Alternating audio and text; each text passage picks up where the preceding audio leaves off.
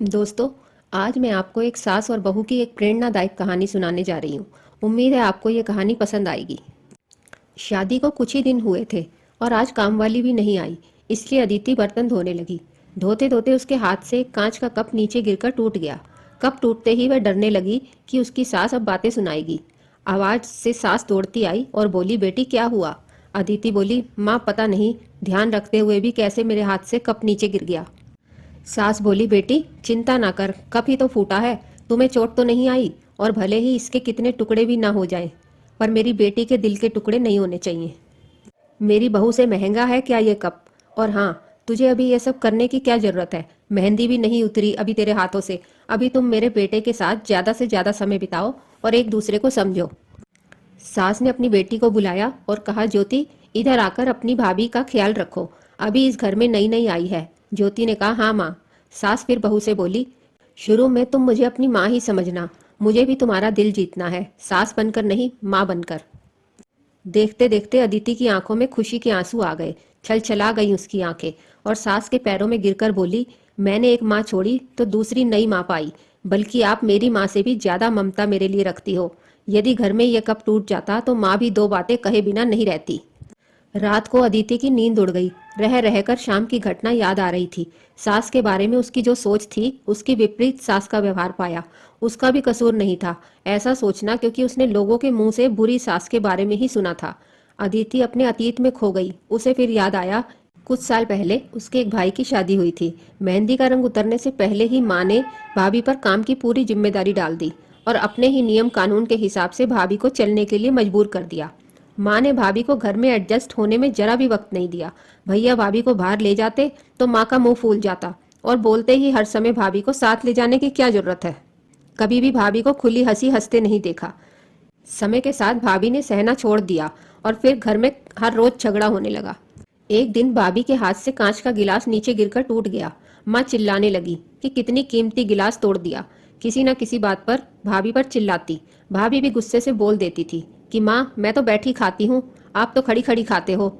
जब से आई हूँ तब से रोज दो चार जली कोटी ना सुना दो तब तक आपको चैन नहीं मिलेगा।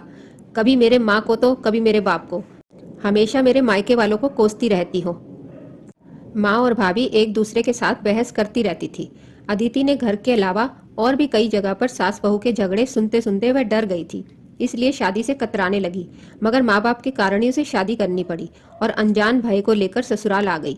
पर आज की घटना से उसकी सोच बदल गई कि सब सास और बहू एक जैसी नहीं होती। नींद ना आने की वजह से उसने सोचा कि चलो थोड़ी देर माँ से बात कर लूं। माँ ने इतनी रात को उसे फोन करते देख कहा, बेटी सब कुछ ठीक है ना? कहीं तुम्हारे पति से या सास से झगड़ा तो नहीं हो गया? अदिति बोली, नहीं माँ, ऐसा कुछ नहीं है। मालूम है माँ, आज मेरे से कांच का गिलास नीचे गिरकर टूट गया, तभी सास आ गई। मेरे आगे से बोलने से पहले ही मेरी सास ने बोलना शुरू कर दिया। बेटा, फिर तेरे सास के चिल्लाने पर तूने अच्छा सा जवाब दे दिया ना? हाँ बेटा, कभी भी दबकर नहीं रहना। तुम एक पढ़ी लिखी अच्छी लड़की हो, तुम में कोई कमी नहीं है, इसलिए कभी भी सुनना मत। तभी बात को काटते हुए अदिति बोली, माँ अब बस करो, मैं अपने दूसरे माँ के खिलाफ कुछ नहीं सुन सकती। माँ थोड़ा आश्चर्य हो गई और बोली, यह क्या बोल रही हो?